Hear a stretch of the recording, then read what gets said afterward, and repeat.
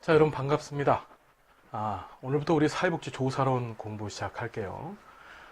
사회복지 조사론은 우리가 1교시, 그러니까 첫 번째 과목에서 보는 두 번째 영역이죠. 그래서 많이들 어렵다고들 얘기하십니다. 그런데 우리 공부하다 보면 어렵지 않아요. 그리고 여러분들이 이제 석사과정, 박사과정 가시게 되면은 논문들 쓰시잖아요. 그죠? 그때 이제 논문 쓰는 방법에 대해서 내가 알아야 되겠다. 라고 하는 그런 어떤, 이제 공부에 대한 목표를 정확히 세우셨었을 때, 오히려 이 사회복지 조사론 공부가, 여러분들한테 와닿는 공부, 그리고 이제 꼭 필요한 공부라고 하는 인식이 생겨나실 거예요. 자, 보면은, 사회복지 조사의 개요, 첫 번째 챕터부터 들어가 볼게요. 진리가 있고 지식이 있어요. 진리라는 건 이제 불변의 지식이다라고 생각을 하시면 됩니다. 그러니까 어떤 상황 또는 시대에 의해서도 바뀌지 않는 지식, 우리 진리라고 얘기를 하죠. 근데 그 진리라는 것은 실제 우리 인간한테서 존재합니까, 안 합니까? 존재하지 않아요.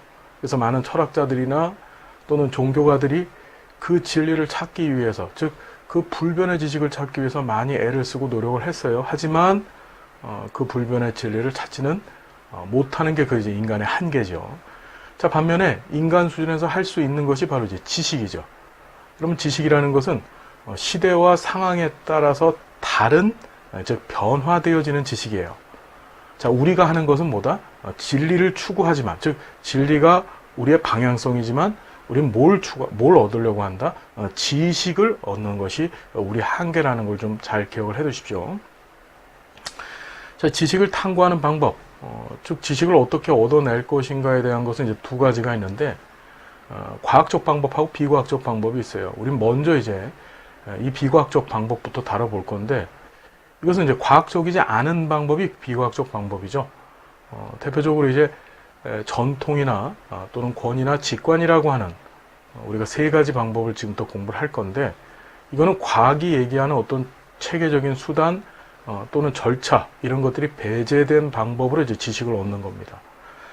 자, 반면에 과학적 방법은 이제 비과학적이지 않은 거죠. 그러니까 뭐예요?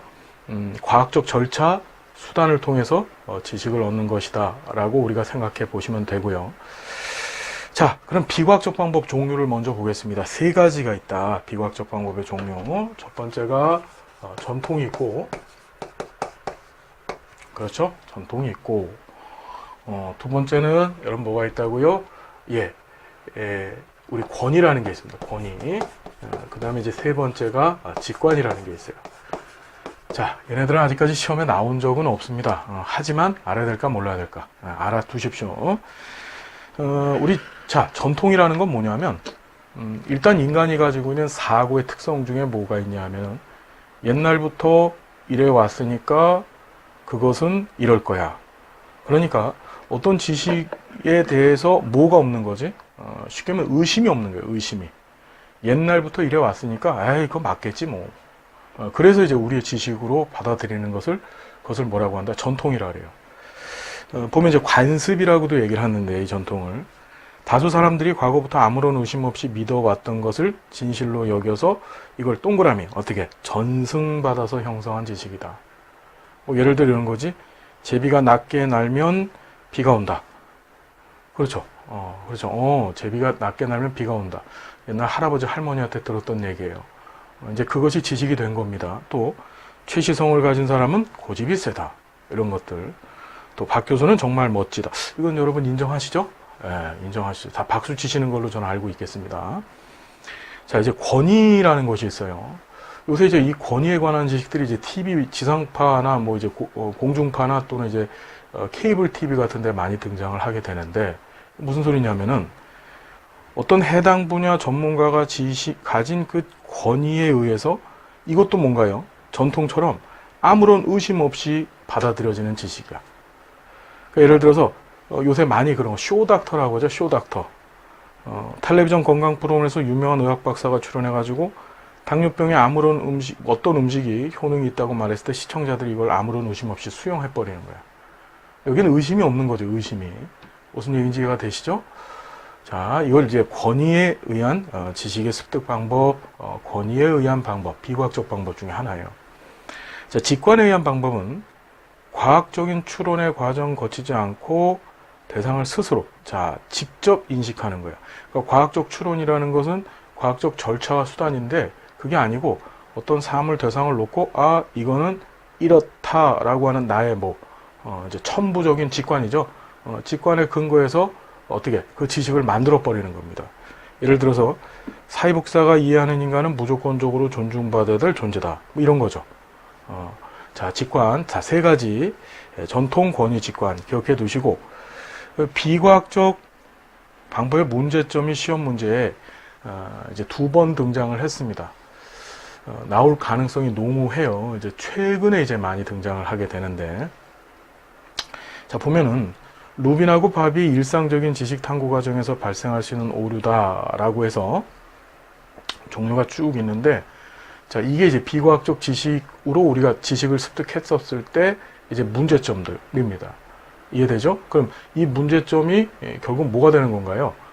우리가 과학적 지식을 과학적 방법을 통해서 지식을 추구할 할 수밖에 없는 어떤 당위성을 제공해 주는 거죠. 첫 번째 이제 부정확한 관찰인데, 자, 부정확한 관찰이 뭐냐 보면 과학적 절차 수단 적용하지 않은 일상적 무의식적 수준의 관찰을 통해 지식을 얻은 경우, 자, 시험 문제 이렇게 등장을 했어요. 우리 파란 글씨가 기출되어진 내용 그대로 옮겨놓은 거라는 거 여러분 알고 계시죠? 그래서 과학적 절차나 수단 없이 일상적 무의식적 수준의 동그라미 관찰을 통해서 지식을 얻은 거예요. 우리가 과학적 방법에서도 관찰이 있습니다. 관찰이 있긴 있어요. 관찰법이라는 걸 우리가 공부할 텐데, 근데 그런 과학적 절차 수단으로서의 관찰이 아니고 그냥 일상적 무의식적 수준으로 어떻게 관찰한 거다. 보면은 사회복사 A는 클라이언트 B와의 첫 면접에서 B의 남다운 옷차림만 보고, 그렇죠. 굉장히 일상적이에요. 그 다음에 이제 무의식적이죠. 매우 어려운 경제적 상황에 놓여 있다고 추측해서 후원을 결정했어. 무슨 말씀인지 이해가 되시죠? 근데 실제로 확인해 본 결과 B는 풍요로운 자신의 경제적 상태를 숨기고 있었던 경우, 이 경우 사회복사는 관찰 계획을 수립해서 정기적이면서도 체계적인 관찰을 해야 된다. 자, 그러니까 복지사가 지금 지식을 하나 생산해냈어요. 뭐냐면 남다운 옷차림이 갖고 있으면은 얘는 경제적으로 어려울 거다라고 일상적 또는 무의식적 수준으로 관찰하고 그 결과를 갖고 이 사람은 남노해라고 지식을 만들어냈죠. 근데 그건 잘못된 거죠. 그럼 이 문제 해결하는 방법은 뭐라고? 사회복사는 관찰 계획 수립해서 정기적, 체계적 관찰해야 된다. 정기적, 체계적 관찰은 결국 뭐죠? 과학적 방법이 되는 거예요. 자, 부정확한 관찰의 핵심 키워드는 뭐다? 무의식적 또는 일상적인 관찰로 지식을 얻어내는 것이다. 자, 과도한 또는 지나친 일반화라고 합니다. 과도한 또는 지나친 일반화. 자, 보면 관찰 결과 한 집단 내의 일부 소수 집단에서 발생한 현상의 공통적인 규칙성을 그 집단 전체에 관한 지식으로 여겨버리는 거야. 그러니까 전체가 있다고 한다면 이 전체 작은 부분, 이 작은 부분을 보고 발견해낸 내용을 가지고서, 그러니까 여기를 관찰한 내용을 갖고 전체가 이럴 것이다 라고 그냥 얼버무려 버리는 거죠. 우리 이런 것을 일반화라고 얘기하는데, 일반화는 여러분 우리 과학적 방법에서 사용하는 방법 중에 하나입니다. 근데 중요한 것은 그게 과도하면 안 된다는 거예요. 과하면 안 된다는 거죠. 자, 보면 이건 사실을 왜곡하게 만드는데, 자, 예를 한번 볼게요. 사회복사 A는 자신이 사례 관리하던 국민인초 생활보장법상 수급자가 지급받은 생계비를 가지고 음주로 탕진하는 모습을 본 이후 모든 수급자는 다 생계비를 생계 목적이 아닌 엉뚱한 곳에 사용한다고 확신해버리는 거예요. 무슨 얘기인지 이해되시죠? 한 명의 사례를 놓고서 그러니까 한 명 수급자의 어떤 일탈적 행위를 놓고서 전체 수급자한테 적용을 시켜버리는 거죠. 자, 이게 이제 과도한 일반화다. 자, 선별적 관찰. 개요를 볼까요? 자, 조사자가 규칙성을, 이것도 시험에 나왔던 건데요. 규칙성을 전제로 구축되어진 자신의 선입관. 주로 이제 이 선별적 관찰은 과도한 일반화를 통해서 이 사람 머릿속에 만들어져 있는 거야. 그래서 관찰하고 자, 밑줄 긋습니다. 관찰하고 싶은 것만, 즉 제 눈에 보고 싶은 것만 보려고 하는 것을 선별적 관찰이라 그래요. 자, 예를 보면 과도한 일반화에서 모든 수급자는 자, 위에 있는 내용하고 연결시켜서 보는 거예요. 다 생계비를 생계 목적이 아닌 엉뚱한 곳에 사용한다고 확신을 가지게 된 사회복지사 A는 이러한 자신의 선입관에 사로잡혀 그렇지 않은 수급자의 형태를 관찰 대상에서 무의식적으로 빼버리는 거야. 그러니까 선별한다는 것은 내 생각하고 틀린 대상들을 어떻게 뽑아서 아예 배제를 시켜버리는 겁니다. 그러니까 예를 들어서 이런 거죠. 일탈하지 않는, 그러니까 위에 이제 과도한 일반화에서 등장했던 예와 다른 그런 케이스를 봤어. 그러면 에이, 저건 수급자가 아닐 거야. 저거는 생활이 어려운 사람이 아닐 거야. 이런 식으로 어떻게 스스로 배제시켜버려요. 자, 그것을 뭐라고 한다? 선별적 관찰이다. 자, 선별적 관찰은 지금 말씀드린 것처럼 과도한 일반화로 형성되어진 자기 생각이 원인이 되는 경우가 많다는 것도 기억해 두시고, 자, 꾸며낸 지식, 이걸 다른 말로 고정관념이라고도 합니다. 자신의 일반화된 지식에 위배되는 사실이 새로이 관찰되어집니다. 내 머릿속에 벌써 이제 지식으로 만들어진 거예요. 그런데 정말 새로운 것들, 그러니까 내가 갖고 있는 지식을 갖고서는 도저히 이걸 뭐라고 설명할 수 없는 것들이 있어요. 그게 내 눈에 탁 띄었어요. 그때 어떻게 하냐면 자신의 일반화된 지식을 유지하기 위해서 스스로 가짜 지식을 만들어내는 거야. 그러니까 이게 프로이트 같은 경우는 이런 현상을 이제 합리화 방어 기제라고 얘기를 했었죠. 그러니까 합리화 시켜버리는 거예요. 가짜로 상황을 정리시키는 거죠. 이해되십니까? 자, 그래서 보면 선별적 관찰에서 사회복지사 A가 실제로 생계비를 생계의 목적에 적절히 사용하는 수급자를 우연히 발견하게 됐어. 저 사람은 분명히 수급자가 아닐 거야 라고 하면서 어떻게 현실을 왜곡시켜버려요. 어떤 얘기인지 여러분 이해가 되십니까? 자, 이게 바로 꾸며낸 지식입니다. 자, 그 다음에 자, 사후 소급 가설. 관찰을 먼저 한 후 관찰한 결과에 부합되는 가설을 새로이 설정하거나 또는 원래 가설을 수정해서 지식을 만들어내는 경우, 이게 무슨 소리일까? 원래는 연역법적 지식 창출 방법에 의하면 우리 뒤에 가서 공부할 건데 가설이 먼저 세워지고 관찰해야 돼요. 가설 먼저 만들어지고 관찰을 해야 되는데 거꾸로 관찰하고 가설을 세워요. 그래서 사후 소급적이야. 사후 소급이라는 거 이제 법률 용어죠. 거꾸로 간다는 뜻이야. 거꾸로. 자, 보면 사회복지사 A는 법원으로부터 사회봉사명령을 받은 B를 안타깝게 여겨서 제대로 된 사회봉사를 집행하지 않았습니다. 그럼에도 불구하고 측정 결과 B의 사회봉사에 대한 의식이 많이 제고된 것을 보고 사회봉사명령을 받은 사람에게 강력한 사회봉사 집행이 효과가 없다라는 가설을 만들어내는 거야, 자기가. 그러니까 상황을 보고 가설을 세우는 거죠. 가설을 세우고 그걸 관찰하는 것이 아니라. 자, 이것을 뭐라고 한다? 사후 소급 가설 또는 사후 발생적 가설 또는 끼워 맞춰진 가설이라고 합니다. 그러니까 우리가 연구는, 그러니까 제대로 된 과학적 조사는요, 절차가 있어야 돼요. 앞에서 말씀드린 것처럼 과학적 절차 수단이 있어야 되는데 그 절차 중에 가설이 먼저 세워지고 그 다음에 조사를 관찰을 해야 되는데 거꾸로 조사 관찰부터 하고 그 다음에 그 이후에 가설을 만들어 버리는 이런 일들이 이제 비과학적 지식 형성의 한 방법이다. 자, 비논리적 추론.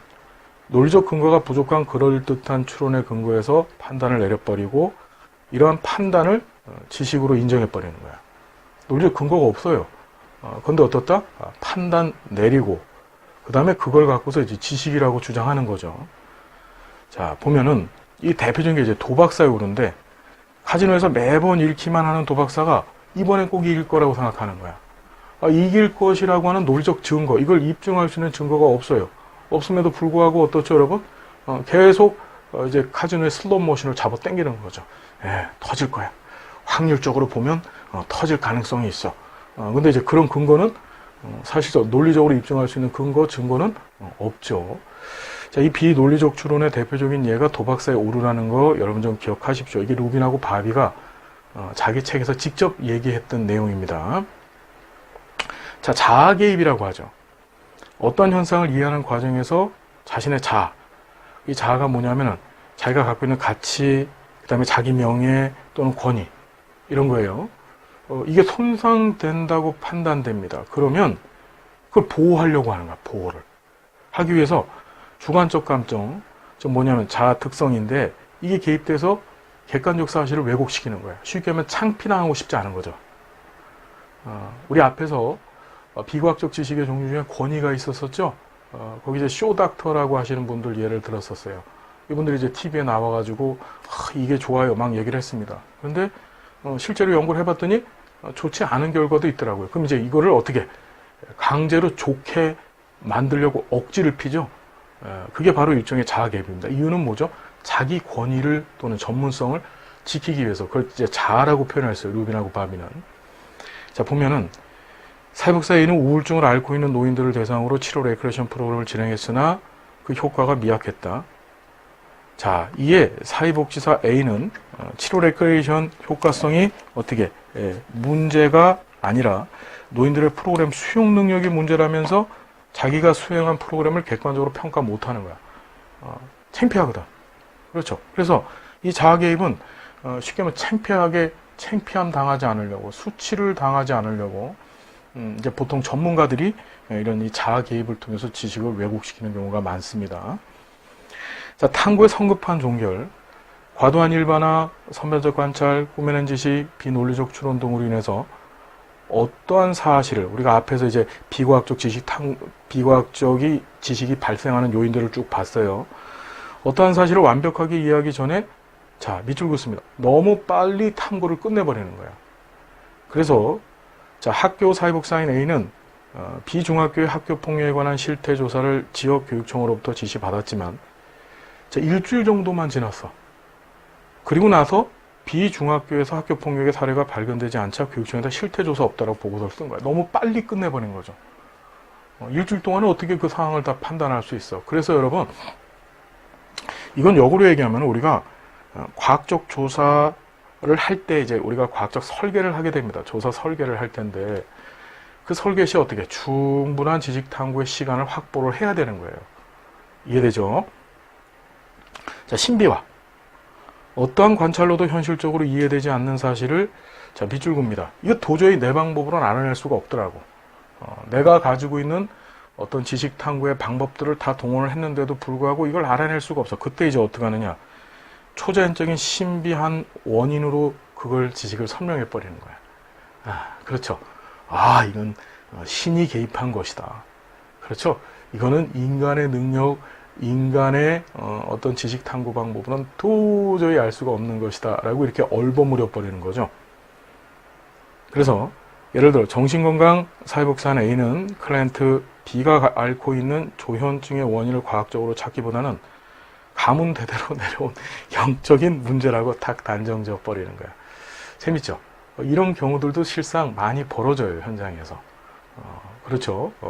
그래서 우리가 원인이 있고 원인에 대한 결과를 찾는 게 이제 독립변수와 종속변수 간의 관계, 즉 인과관계인데 그 사실을 이제 포기해버리고 신비적인 요인에다가 이제 그 원인을 찾죠. 포커스를 거기다 맞추는 거예요. 자, 보면 이러한 비과학적 방법의 문제점은 자, 앞에서 말씀드렸어요. 우리가 과학적 방법을 할 수밖에 없는 이유가 되는 겁니다. 이해가 되시죠? 어떤 얘기인지? 자, 그럼 지금부터 본격적으로 과학적 방법에 대해서 공부를 해 봅니다. 이거 중요해요. 우리가 과학적 방법을 하는 이유가 세 가지가 있어요. 과학적 방법 하는 이유 세 가지. 첫 번째가 인과관계 설명. 두 번째가 일반화. 그 다음에 예측 통제. 자, 꼭 좀 기억해 두십시오. 여러분, 시험에 한 번 등장을 했는데, 인과관계라는 것은, 알고 있죠, 여러분? 원인과 결과입니다. 인과 할 때 인은 원인, 과는 결과죠. 그래서 원인과 결과 관계다. 원인과 이에 대한 결과 관계. 과학적 방법은 어떠한 원인에 의해서, 즉 인에 의해서 그러한 결과, 과가 발생하는 것을 규명해야 돼요. 이 결과가 나왔는데 이 결과의 원인이 뭐지? 그걸 찾아내야 돼요. 그러면 그걸 찾아내면 우리가 뭘 할 수 있냐면 일반화 예측 통제가 가능한 겁니다. 밑에 두 가지. 자, 일반화라는 것은 특수한 대상에 대한 조사 결과를 그것과 유사한 대부분의 대상한테 적용하는 거예요. 그러니까 우리가 앞에서는 과도한 일반화라는 거 공부하셨었어요. 우리가 루빈 바비가 얘기했던 일상생활에서 그러니까 비과학적 지식 탐구 방법의 문제점들. 그때 이제 과도한 일반화인데 우리 사실 사회복지조사에서는 우리 일반적인 조사 방법론에서는 일반화를 추구합니다. 뭐냐면 부분을 놓고 전체를 추정하는 거야. 부분을 놓고 전체를 추정하는 겁니다. 다시 한번 얘기하면 부분이 가지고 있는 속성을 놓고 전체적인 속성을 추정하는 거죠. 자, 보면 우울증을 앓고 있는 노인 10명에게 치료 레크레이션 프로그램을 실시해서 우울증 감소 효과를 얻었을 경우 치료 레크레이션 프로그램의 우울증 효과를 모든 노인에게 적용할 수 있다고 가정할 수도 있다. 이는 조사자로 하여금 치료 레크레이션 프로그램은 노인의 우울증 감소 효과가 있다고 뭐 할 수 있다? 일반화 시킬 수 있다 이거죠. 과학적 방법 현상 속에 존재하는 규칙을 일반화해서 이걸 갖고 뭐 하는 거지? 일반화하는 게 그 이론이 되는 거야, 이론이. 이해가 되죠? 자, 예측 통제. 과학적 방법은 정립된 이론을 근거로 해서 미래를 예측할 수 있어야 된다. 그러니까 일반화되어진 내용 가지고 뭐 하는 거야? 미래 예측. 그렇죠? 그 다음에 통제도 할 수 있습니다. 통제라는 건 뭐야? 이런 일이 발생할 것이라는 걸 예측했으니까 이런 일이 발생하지 않게 하기 위해서는 이런 일을 하면 되겠구나. 즉 이런 독립 변수, 즉 원인을 조정하면 되겠구나. 그게 통제예요. 예측이 가능하면 통제도 가능하게 되죠. 자, 세 가지. 인과관계 설명, 일반화, 예측 통제. 기억해야 돼, 말아야 돼? 꼭 기억해야 돼. 시험 문제 나올 거예요. 자, 과학적 방법 특징. 얘는 뭐 안 나오면은 시험 문제 안 나오면은 그게 기적이죠. 반드시 나올 거예요. 과학적 방법의 특징. 자, 그러니까 비과학적 방법의 종류도 우리가 공부했고, 그 비과학적 방법으로 나온 그 지식들이 상당히 엉성했었어요. 그렇죠. 반면에 이런 과학적 방법들은 나름대로, 그러니까 과학적 방법을 통해서 형성된 지식들은 나름대로 중요한 자기만의 특징을 갖고 있습니다. 자, 보면 논리적이다. 논리적 체계성 시험에 나왔는데요. 이걸 구체성이라고도 합니다. 과학적 방법은 논리의 전개 과정이 어떻다? 일관적이라 된다. 일관적. 그래서 과학적 방법은 일정한 규칙과 절차를 통해서 수행되어져야 된다. 이를 위해서 연역법, 귀납법 등의 체계적이고 포괄적인 논리적 전개 방법을 써먹는다. 자, 연역법, 귀납법이 뭔지 우리가 뒤에 가서 공부하게 될 겁니다. 이해되시죠? 자, 논리적. 우리가 인간행동과 사회환경 시간에도 잠깐 얘기를 들었지만은 사람이 할 수 있는 논리적 사고의 방법은 연역법하고 귀납법이에요. 그렇죠. 그러니까 이 얘기는 다시 우리가 과학적 조사 연구를 하기 위해서는 어떻다? 그런 논리적 방법인 연역법과 귀납법을 활용해야 된다. 그 얘기죠. 논리적 체계성 또는 구체성이라고 얘기를 하고, 일반성. 앞에서 공부했죠. 과학적 방법은 보편적으로 적용될 수 있는 타당한 지식. 그렇죠? 그러니까 어디에든지 적용할 수 있는 지식들을 어떻게 구해야 된다는 것이고. 됐죠, 여러분? 자, 그 다음에 경험적 검증 가능성. 자, 이거는 과학적 방법은 인간의 감각기관을 통한 관찰에 기반한 증거에 어떻다? 바탕을 두고 있어야 된다. 증거에 바탕을 두고 있어야 된다. 그래서 관찰 기반한 증거니까 앞에서 우리 어떤 거 배우면 신비화 배웠어요. 루빈하고 바비가 얘기했던 신비화 공부하셨죠? 이건 증거가 없단 말이야. 논리적 증거가 없어요. 우리가 해야 될 것은 반드시 뭐냐면은 이 과학적 방법에서는 증거가 있어야만 그것을 어떻게 지식으로 인정해 줄 수 있다는 거 기억해 두시고요. 자, 간주관성이 시험에 정말 잘 나옵니다. 간주관성. 여러분, 간주관성. 따라해볼까요? 간주관성. 이 간이 이제 사이간자입니다. 사이간자. 그러니까 주관성, 다른 말로 상호주관성, 공동주관성, 객관성이라고도 얘기를 해요. 이게 뭔 소리일까? 자, 우리가 세상에 이제 객관성이 있고, 객관적이다라는 것이 있고, 또 주관적이라는 것이 있어요. 그렇죠? 그러니까 우리가 객관적이라는 것은 뭐냐면 너무나 보편타당하다는 거야. 누가 봐도 그렇게 인정이 되어진다는 게 객관적이라는 거죠. 반면에 주관적이라는 것은 개인이 갖고 있는 자아, 우리 앞에서 루빈 바비는 자아라는 표현을 썼죠. 그러니까 개인이 가지고 있는 가치, 생각 이런 것들이 반영되면 그게 이제 주관적이 되는 것이죠. 자, 간주관성은 뭐냐면은 객관성도 과학은 객관성을 열심히 추구합니다. 그렇죠. 누가 봐도 이건 보편타당한 사실이야 라고 하는 그 객관성을 열심히 추구를 해요. 그런데 중요한 것은 그 객관성이 과연 인간 무리 안에서, 즉 인간의 경험적 범위 안에서 존재할 수 있는, 그렇지 않다라고 얘기해요. 왜? 그게 인간의 한계죠. 그 완전히 객관하다는 것은 우리 맨 앞에서 배웠던 그 진리예요, 진리. 근데 진리라는 것은 있다 없다? 없어요. 그럼 뭐냐? 이 객관과 과학자들의 어떤 주관이 만나는 지점, 요 만나는 지점, 여기서 뭐가 만들어진다? 이걸 간주관성이라고 하는 거야. 우리는 이거를 객관성이라고 그냥 얘기하자. 자, 이게 도대체 무슨 소리일까 한번 볼까요? 조사자들마다 자신의 주관에 기초해서 조사를 수행하지만 결국 동일한 과학적 조사를 수행함에 있어서 어떻다? 동일한 결론에 도달할 수 있다는 암묵적인 가정이다. 다 주관은 틀려. 다 주관은 틀립니다. 근데 그 주관 틀리지만 어떻게 동일한 조사 방법을 한다면은 동일한 결론에 도달할 수 있다라고 하는 가정. 과학적 방법에 의한 지식은 개인의 주관적인 의견이 타인의 주관적 의견과 만날 때 형성됩니다. 한 사람의 주관은 선입견과 편견에 빠질 가능성이 있으므로 다른 사람의 주관과 만나서 상호 주관적인 의견을 만들어간다. 뭐냐면은 제가 A라고 하는 과학자가 이거는 오라. 이게 정답이야 라고 얘기했고 B라는 과학자도 이게 오라. 이해되시죠? 이게 오라 정답이야. 똑같이 그러니까 똑같은 수단 절차를 거쳐서 이건 정답이야 라고 둘이 같이 대답을 내놨어요. 이해되죠? 어떤 얘기인지? 그러면 그 두 사람이 오케이 했기 때문에 어떻게 이 지식은 맞다라고 볼 수 있는 거야. 더 쉽게 얘기하면 무슨 소리냐면은 우리가 무슨 지식을 만들어냈었을 때 이 지식이 진리다라고 판정해 줄 수 있는 존재가 세상에 있을까? 그건 신이야, 신. 모든 걸 다 알 수 있는 신인데 실제로 그런 신은 우리 눈에 보여지지가 않죠. 물론 이제 하나님은 살아계시지만 중요한 것은 우리 눈에 그게 명확히 보여지지가 않는다는 거죠. 가르쳐주지 않으세요. 무슨 말씀인지 이해되시죠? 자, 그래서 결국 과학적 방법에 의한 지식은 개인과 개인의 주관성, 교집합 부분에서 결정돼. 뭔 소리지? 이 개인이란 건 사실 이제 이 지식을 만들어내는 과학자를 얘기하는 거예요. 우리 같은 조사자. 그렇죠?